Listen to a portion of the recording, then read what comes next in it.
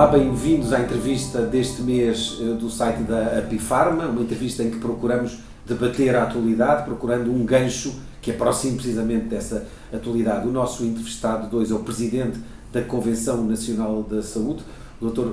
Eurico Castro Alves, médico. Estou no Porto, no hospital onde ele trabalha. Vamos falar do que a Convenção tem feito e, nomeadamente, de uma ação recente da Convenção, é por aí que vamos começar, em que procurou exigir ao Governo uma avaliação daquilo que aconteceu durante o período mais agreste, ou o período da pandemia. Olá, bem-vindo à entrevista, Eurico, como vai?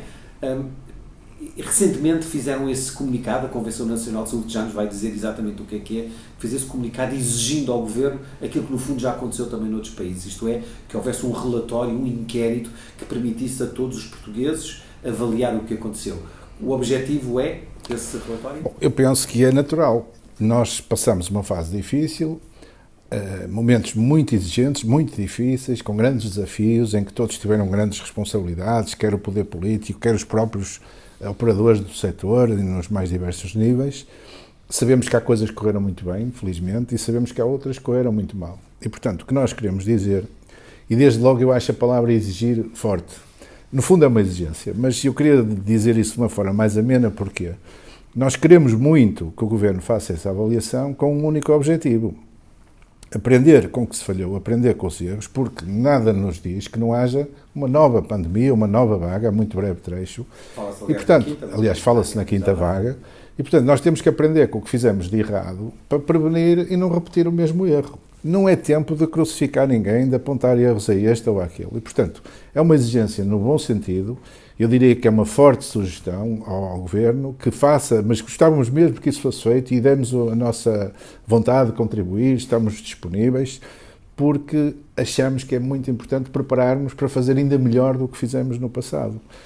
E se nós temos alguns motivos para estarmos satisfeitos e contentes porque fizemos muitas coisas bem, também temos motivos para refletir, porque sabemos que há muita coisa a correr mal. Na prestação de cuidados de saúde, nós sabemos que há milhares de mortes que não estavam previstos. Ainda hoje há pessoas que vão morrer porque não foram diagnosticadas nem tratadas a tempo. Isto hoje é um facto, todos nós sabemos, e era muito bom nós ponderarmos, olharmos bem o que é que podíamos ter feito para evitar que tivessem acontecido essas coisas. Fizeram isso, a Suécia fez isso, o Reino Unido fez isso, acabam sempre inevitavelmente por derramar as críticas para os governos, para os executivos, para os ministérios, claro, que gerem, para as pessoas que geriram particularmente esse caso, porque era uma situação nova que trouxe problemas. Tendo em conta que estamos em período eleitoral, temos eleições no final de janeiro, as conclusões desse relatório são para sair só depois, é isso?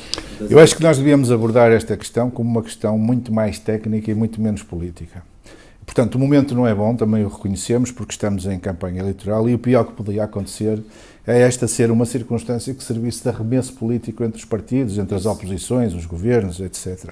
E, portanto, eu gostava que a abordagem disto fosse técnica, que fosse olhar exatamente para os problemas que ficaram por resolver ou que foram mal resolvidos e que soluções é que podemos antecipar.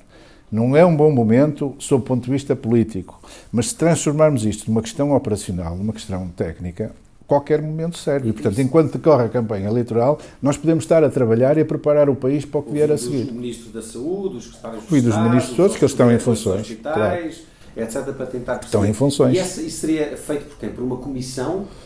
Segundo o nosso ponto de vista, o ideal é que fosse uma entidade independente do Governo.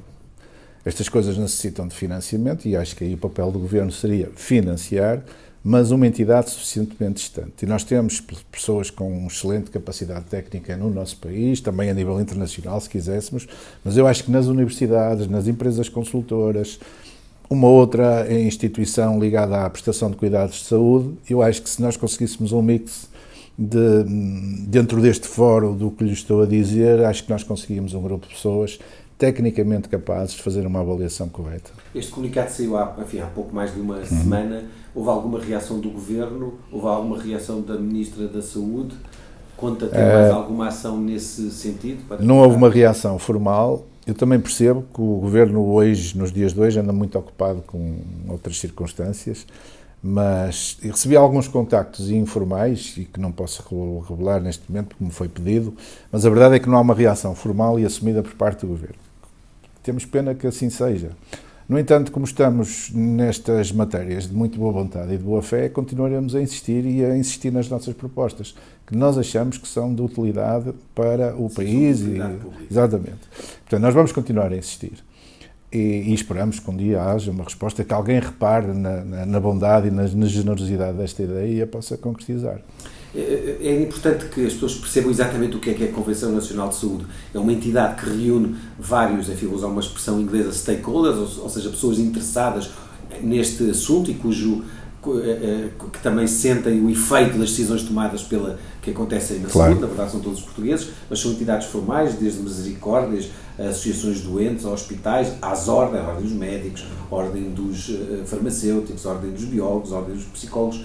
É difícil, sendo Presidente, juntar à mesa todas estas entidades e chegar a um acordo para que isto não fique, para que a Convenção não seja instrumentalizada por um ou por outro, ou por aquele ou por... É evidente que há alguma dificuldade. Essa dificuldade fica diminuída quando nós fazemos salientar quais foram os princípios fundamentais que juntaram toda esta gente e todas estas organizações, que é pôr de lado aquilo em que são divergentes, portanto, os interesses particulares de cada organização, que são legítimos e que existem, e cada uma dessas organizações defende os interesses corporativos das associações profissionais, das instituições, etc. E depois há a procura de um conjunto de ideias básicas em que todos podem estar de acordo. Portanto, há uma procura de consensos. Portanto, quando há a cabeça, todos consensualizam, vou passar aqui o pleonasmo, mas quando todos à partida concordam, pôr de lado aquilo em que estão divergentes e em que todos concordam que este fórum é para procurar ideias que sejam consensuais, para dar um contributo efetivo para a melhoria do nosso sistema de saúde para os próximos anos, fica mais fácil. Fica mais fácil. E, de facto, eu fico muito contente que é o que tem acontecido. Nota-se espírito de serviço, espírito de missão em todas essas organizações e posso lhe dizer, em bom rigor, que havia esse risco. Em bom rigor, eu não tive ainda noção e não me percebi que qualquer dessas organizações quisesse instrumentalizar a Convenção para proveito próprio. Não notei isso ainda vez nenhuma. O que está em causa é o doente. E acho que o objetivo está a ser conseguido. E acho que isto é um exemplo muito interessante para o nosso país, mas é um exemplo que vai, e já passou, já temos tido notícias por parte de países da União Europeia que acham muito interessante este conceito, que é único na União Europeia. Portanto, eu acredito que esta ideia vá passar as fronteiras do nosso país. O nome é enganador, porque Convenção parece que é uma coisa que se realiza num dia ou dois e, na verdade, há uma atividade permanente da Convenção. Uma das manifestações da Convenção Nacional de Saúde foi num debate que aconteceu há pouco tempo, há semanas também, 3 semanas, em Lisboa, enfim, não só em Lisboa. Aliás, a ideia inicial, pelo que eu sei, era para ser em vários sítios, mas acabou por ser todo ele em Lisboa, com ligações uma ou outra externa, em que se debateu outra exigência da Convenção Nacional da Saúde, isto é, que o Governo revelasse exatamente os números das listas de espera que existem e qual era o plano de recuperação dos doentes que, aliás, o Eurico referiu há pouco, os doentes que ficaram por tratar, os diagnósticos que ficaram por fazer, os exames que ficaram por fazer e que criam esta espécie de segunda pandemia silenciosa que existe.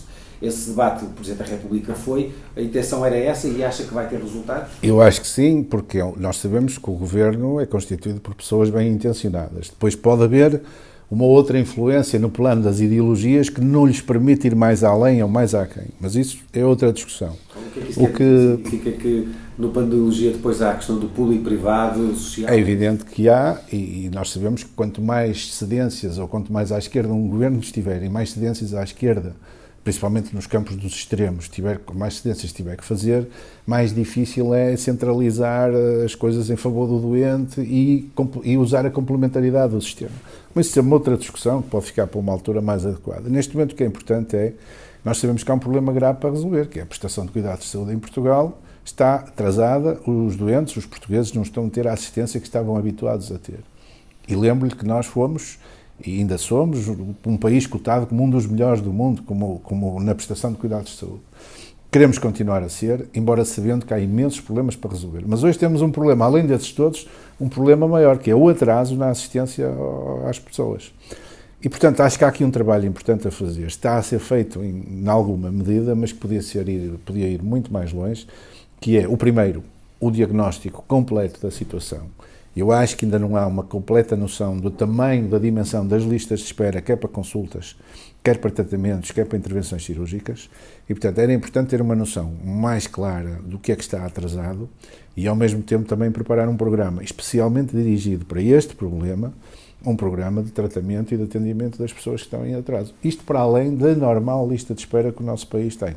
E que tem vindo a ser tratado, que já é um problema, tem vindo a ser tratado, tem vindo a ser minorado, se quiser, mas é uma agravante que é a consequência do que foi a pandemia. E, portanto, é tempo de criar, e nós também, devido tempo, fizemos essa proposta, pensar-se num programa especial, especialmente dirigido para este problema que temos hoje. Na altura, eu também vi ao Porto, estamos no Hospital de Santo António, no Porto, eu há 2 meses estive aqui no Porto a entrevistar o presidente do São João, outro grande hospital aqui desta magnífica cidade, e aquilo que eu percebi dessa conversa era que durante a pandemia os hospitais foram um pouco deixados a si próprios, isto é, o governo, a descentralização, que tem sempre um lado positivo, mas por outro lado fez com que o país andasse a várias velocidades, isto é, mesmo dentro da própria cidade, mas enfim, dentro das próprias regiões e a nível nacional, haja uma grande disparidade, isto é, a desigualdade no acesso à saúde acentuou-se muito durante este período do Covid. Acentuou. Eu tenho a ideia, porque tenho uma visão geral do país e, portanto, tenho a ideia que o acesso e a segurança dos cuidados de saúde não foi o mesmo em todas as regiões do país. Foi melhor ou pior nuns ou noutros. Mas há também uma coisa que temos que dizer com justiça. Por parte dos profissionais, houve um esforço gigantesco no sentido de cumprir com o mínimo das necessidades. Os médicos, os enfermeiros, os auxiliares. O que aconteceu foi que houve um alocar de recursos, em minha opinião, se calhar que podia ter sido melhor pensado, mas alocar demasiados recursos ao tratamento do Covid. E eu percebo porque aquilo teve um impacto emocional no início, teve um impacto emocional muito importante, mesmo nos dirigentes, e portanto houve ali uma reação quase de pânico e alocaram-se demasiados recursos prejudicando-se outros. Esse foi o problema para o qual nós chamamos a atenção logo no início. Foi sendo alertado, se bem me recordo. Nós logo no início chamámos a atenção para os doentes não Covid, enfim, ficaram designados e que são a esmagadora maioria. Aliás, eu vi uma publicação muito interessante em que das mortes não esperadas nos últimos 2 anos, penso que 75% das mortes não esperadas foram de doentes de não Covid. E daqui é que advém a gravidade do problema. E daqui é que advém, nós estamos a chamar a atenção, que é preciso olhar para isto com muita atenção e atuar com alguma rapidez. Pois que não, enfim, que perante as dificuldades, às vezes compreende-se, mas depois houve de facto um período de tempo em que podiam ter, enfim, o Serviço Nacional de Saúde podia ter sido gerido talvez de forma diferente, envolvendo o setor social e o setor, sem dúvida, e o setor privado. Eu sei que também tem a ideia de ter um olhar mais factual sobre a saúde, com um relatório anual. O que é que nos pode dizer sobre essa sua ideia? Nós estamos já a preparar, tecnicamente, um sistema de avaliação dos serviços de saúde em Portugal.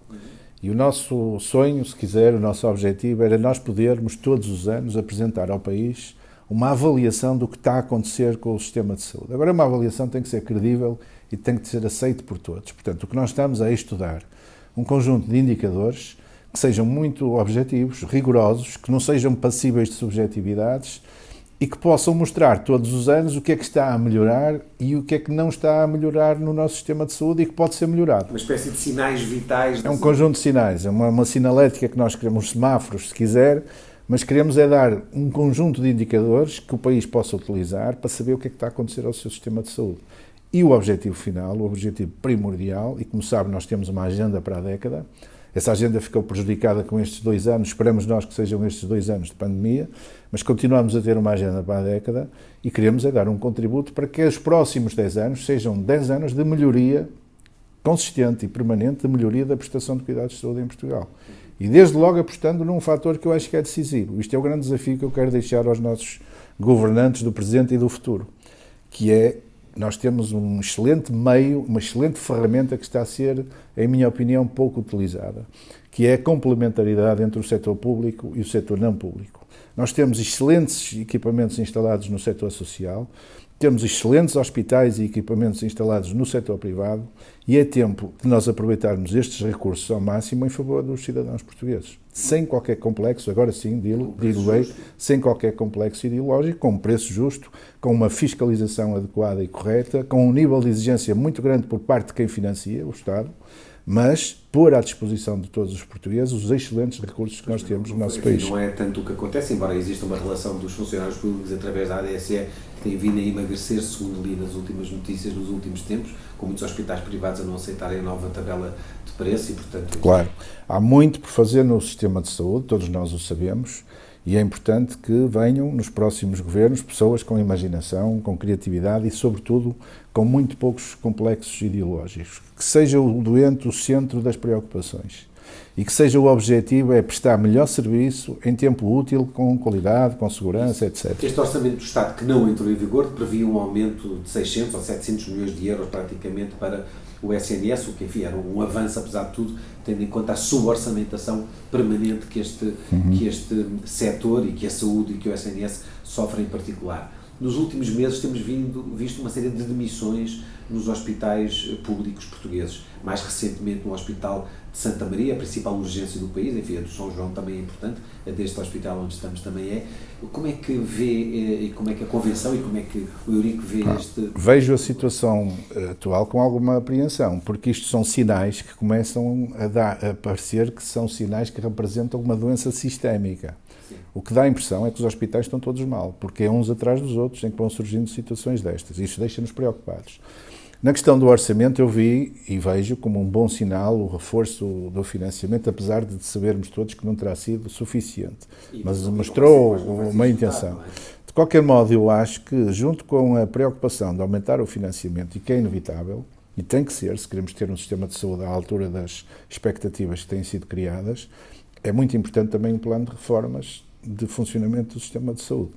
Portanto, temos que financiar, sim, mas também temos que dar uma utilização mais racional e mais adequada a esse novo financiamento. Senão, como eu já tenho dito, isto já parece um jargão, mas podemos pôr o dinheiro todo do mundo, mas se não mexermos na estrutura do sistema, nunca vai chegar. É preciso redesenhar o sistema urgentemente e contar com aquilo que nós temos disponíveis no nosso país em termos de recursos do setor privado e do setor social.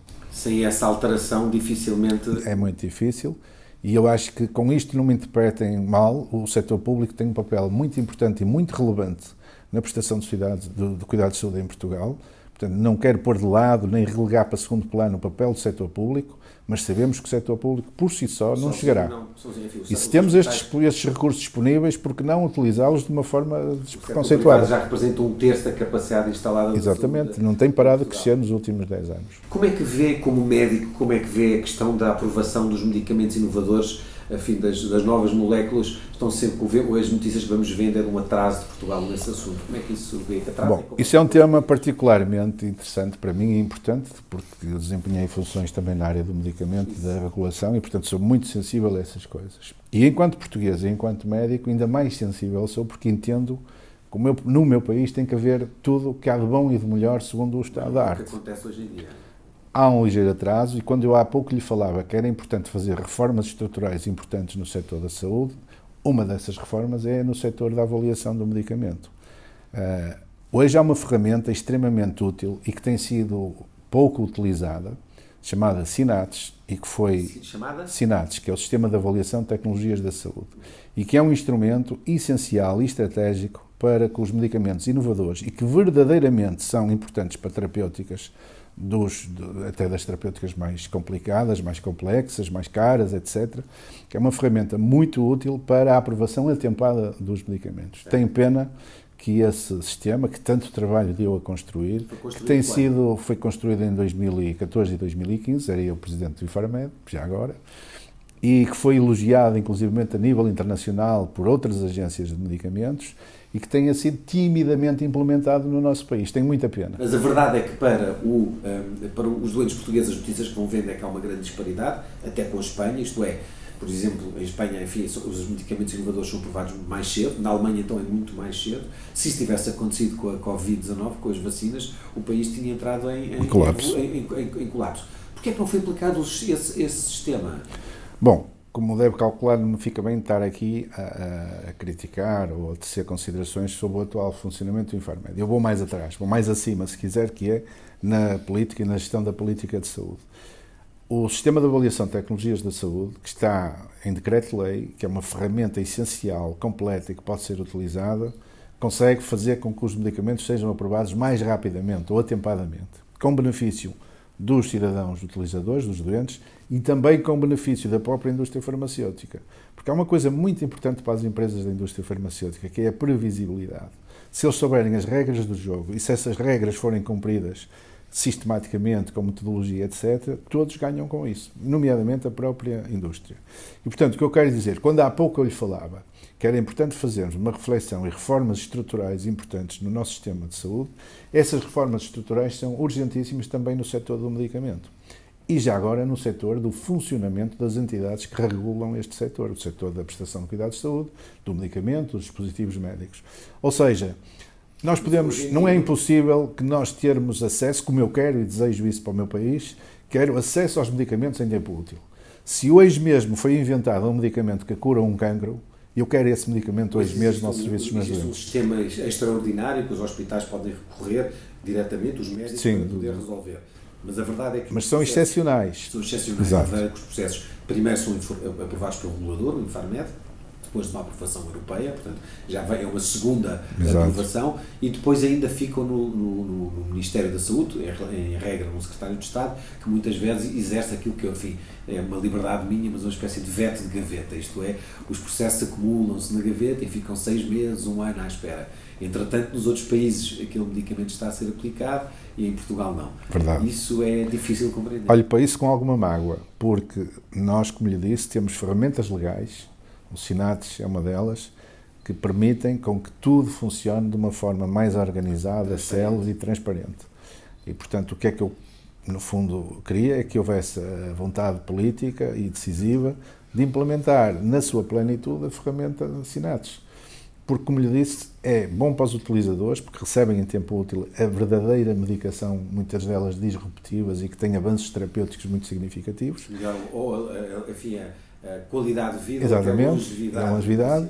E é também interessante e positivo para a indústria farmacêutica, quando conhecer bem como é que funciona esta ferramenta, vão dizê-lo, para a indústria farmacêutica há previsibilidade, porque há prazos que têm que ser cumpridos. Eles sabem quantos dias é que aquele medicamento tem que ser avaliado e em quantos dias tem que obter uma resposta. As novas moléculas, enfim, varia muito. Se cumprisse a lei, estes prazos eram obrigatórios e, portanto, toda a gente sabia as regras com que podiam contar e com que não podiam contar. Mas deixe-me dificultar, para terminarmos a entrevista, mais 2 perguntas, dificultar a pergunta. Por um lado, esta é a perspectiva do doente, mas depois há a perspectiva do Estado, também foi Secretário de Estado claro. do Governo e sabe as limitações orçamentais. Como é que isso consegue esse equilíbrio? Porque, naturalmente, os novos medicamentos têm, a partir de um custo maior, embora depois eles acabem por poupar dinheiro ao Estado, há que as pessoas têm menos tratamentos. Evidentemente. E são mais em primeiro lugar, também, deixe-me dizer-lhe uma coisa. Eu sou uma pessoa de boa fé e, portanto, independentemente das ideologias dos partidos, acredito que qualquer pessoa que esteja a desempenhar funções de ministro, secretário de Estado ou decisor político é uma pessoa de boa fé e bem intencionada e quer o melhor para o seu país, para os seus doentes.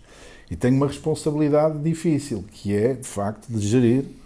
Eu usava muito, quando fui secretário de Estado e presidente do Infarmed, aquela metáfora da manta. A gente puxa para um lado e destapa do outro. E, portanto, é muito importante ter o conceito de comportabilidade, que é, eu quero o melhor para os meus doentes, mas será que eu tenho capacidade de pagar? É comportável?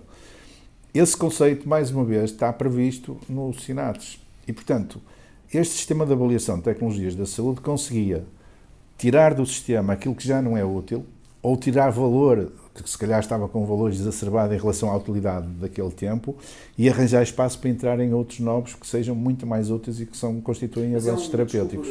Mas isso é um programa, é um software, é tudo um junto. algoritmo. É um algoritmo, é um software, é um decreto-lei que inclui um conjunto de regulamentações e é uma nova forma de abordar a avaliação de tecnologias da saúde, quer dos medicamentos, quer dos dispositivos médicos. E está até previsto para equipamentos hospitalares.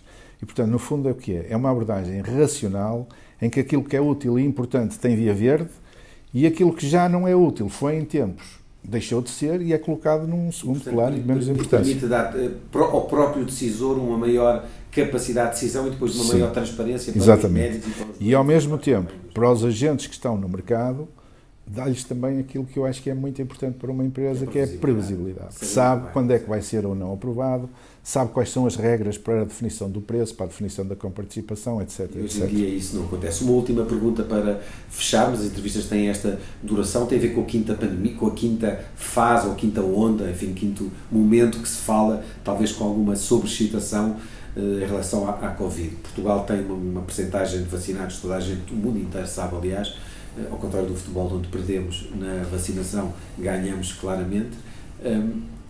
Esta sobreexcitação que existe é razoável, isto é, tendo em conta que há uma percentagem, 87, 88% da população vacinada, que já está a decorrer um processo de terceira vacina para pessoas mais idosas e mais expostas.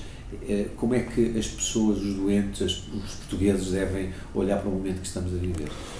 Deixe-me dizer-lhe uma coisa que pode não ser muito politicamente correta, mas eu sinto que a devo dizer, que é: eu tenho muito receio de dar opiniões nestas matérias, porque eu nos últimos 2 anos vi tanto especialista, com tantas certezas, a dizer tantas asneiras, que hoje em dia eu até tenho algum cuidado, mas pronto, eu falo da minha intuição. Acho que é nossa obrigação sermos cuidadosos e preventivos. E, portanto, acho que o processo, exatamente, sim, continua a ser obrigatório.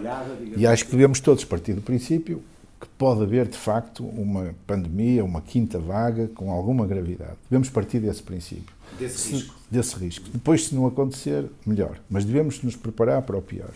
E, portanto, as medidas básicas acho que as devemos continuar a assumir. Acho que o processo de vacinação faz sentido, principalmente aos grupos populacionais mais vulneráveis. Acima dos 80 anos, acima dos 70 anos. E, portanto, devemos assumir o máximo de responsabilidade. O nosso país foi mais ou menos exemplar no conjunto dos outros países do mundo no tratamento da pandemia. Devemos considerar a selos. Agora, de qualquer modo, nós temos que olhar sempre com um olhar para o futuro e de voltar rapidamente a uma vida normal, porque a nossa economia não pode parar. A nossa vida não pode parar e os nossos hospitais, que já agora é o setor onde estamos inseridos, também não podem parar, como começamos a entrevista. Terminamos como começamos, que é a altura de nós fazermos um pressing, se calhar até um sprint, para tratar aqueles doentes que têm vindo a ficar para trás.